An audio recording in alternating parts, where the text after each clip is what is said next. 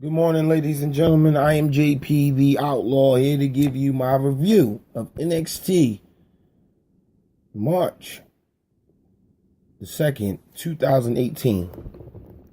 They start off NXT again in perfect fashion with Future Shock to the system. You guys know him best as the Undisputed Red Dragon, Adam Cole, and Roderick Strong.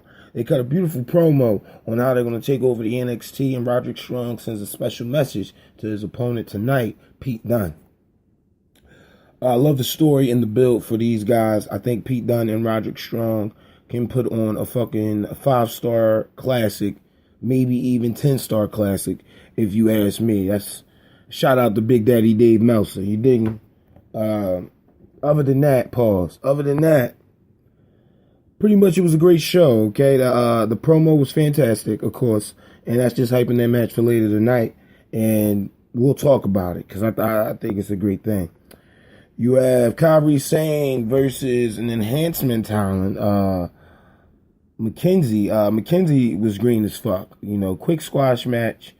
Of course, Lacey Evans comes out to shake her hand and congratulates her, but she ends up knocking her Stone Cold out with a beautifully timed punch. Kairi Sane sold it. Her body just went lifeless after her fist connected with her face. Great match. It was pretty much a squash match, but great segment after everything was said and done. Candice LeRae, in a backstage interview, talking about how she feels about Johnny Gargano, voicing her opinion on what Tommaso Ciampa has done to Johnny Gargano. Now, like I said, I suggested maybe a week back or maybe even 2 weeks back that, you use her as a catalyst, okay? I think she's right now embroiled in this Johnny Gargano storyline. I would like to see Candice LeRae, out of all the women in NXT, I would love to see Candice LeRae with the Women's Championship. If not her, Bianca Belair. I can do a Nikki Cross too, but the way they're running this with the Queen of Spades, she probably won't be called up until Survivor Series. So if that's the case, strap yourself in for a long run with Shayna Baszler, okay? Street Profits versus TM61. TM61 should turn heel. Point blank period. It's a great tag team. I like their work inside the ring. Of course, my idea is, what do you do with the Street Profits? We all know that they're over, but we also all know that, them as a tag team, and, I was telling one of my friends this the other day, them two as a tag team is better together than apart. So, me personally, Raw, SmackDown, NXT, they have a shitload of tag teams now, This is probably why it made sense last year to break up as many tag teams as they did. I think they did nothing with the talent after they broke up the tag team, or as far as try to build the talent, but for the most part, this needed to happen, and I am very surprised that it did happen. So, kudos to TM61, great match. Of course, they pick up the win by holding the leg. I think it was Nick Miller hold the leg of I can't think of the other guy's name, but he's holding his leg onto the rope as he picks up a massive win over the Street Profits. I hope they get a #1 contendership against the Undisputed before War Raiders. Speaking of War Raiders, you get a video package hyping up Heavy Machinery and War Raiders next week, which I think is going to be awesome. Then you have Chris Hero, Cassius Ohno, talking to backstage segment, talking about what happened with Johnny Gargano, how he felt seeing Johnny Gargano stretch it out.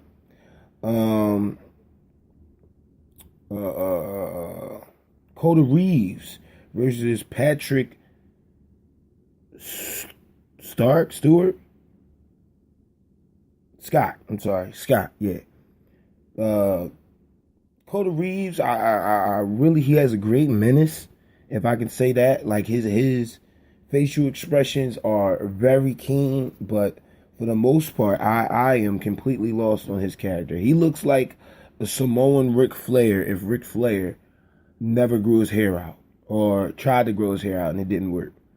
So, I am Not too much impressed yet with Coda Reeves, but I would like to see him in a not a main event package, maybe something lower down on the card. Maybe your second match in, you put him up against a Cassius Ohno or a Velveteen Dream so he could eat the loss.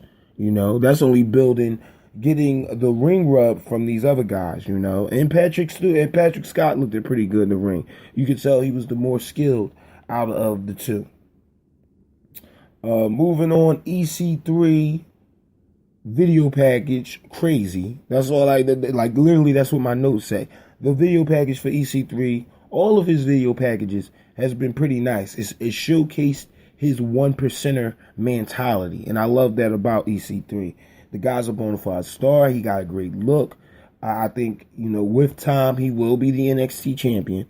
When it's time to call up a Aleister Black, I wouldn't mind seeing the strap be passed to EC3. Dakota Kai being punked by Vanessa Bourne. In the backstage interview, Dakota Kai was asked how that she felt about Shayna Baszler, and she was so scared, didn't say anything. And I believe Vanessa Bourne walks behind and say, "This shit is pathetic." You know, I'm not afraid of Shayna Baszler, and you know, she's challenged not only Shayna Baszler but Dakota Kai in the same promo. So I see what they're doing with Vanessa Bourne, but Jesus Christ, baby, you about to get killed by fucking Shayna Baszler. Candice LeRae and Bianca Belair. Of course, I've already made my statement about how you guys should push Bianca Belair to the fucking moon. I also feel Candice LeRae has a good shot at the women's championship, but I think right now her story is more revolving around Johnny Gargano. I think once Johnny Gargano moves up to the main roster, Candice LeRae straight into the title picture with a Shayna Baszler, Nikki Cross, or maybe even a Kairi Sane. Who knows? You dig me? Same thing about Bianca Belair. I think Bianca Belair has the most upside, being the youngest. She came from the enhancement talent pool, so it would be nice to see her get the rub. And this is why I say with all the women inside the WWE, I think it's time for a women's tag team championship. Now, I don't know what show you would put it on, but I think it's time.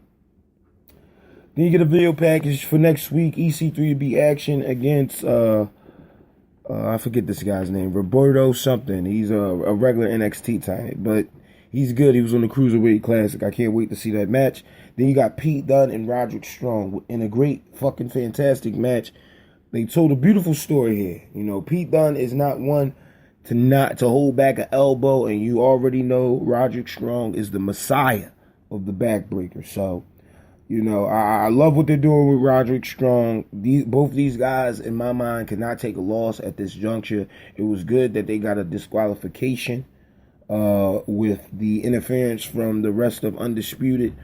Out comes Danny Burch and Ole Lorcan to help out Pete Dunne. I wouldn't mind seeing a 6-man match, which I think this is where they're building to as far as Pete Dunne and Roderick Strong.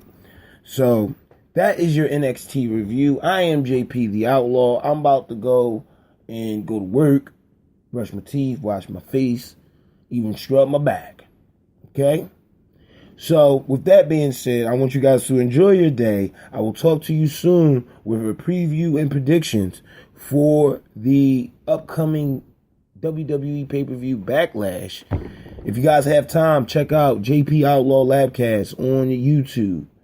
A lot of great stuff up there. Even an episode with me and CS Dog, my dog, where we play Legos the movie. So, guys, should go up there and check that out. Also, check me out on Twitter, okay? JP Outlaw Labcast. Got to hit that Twitter account.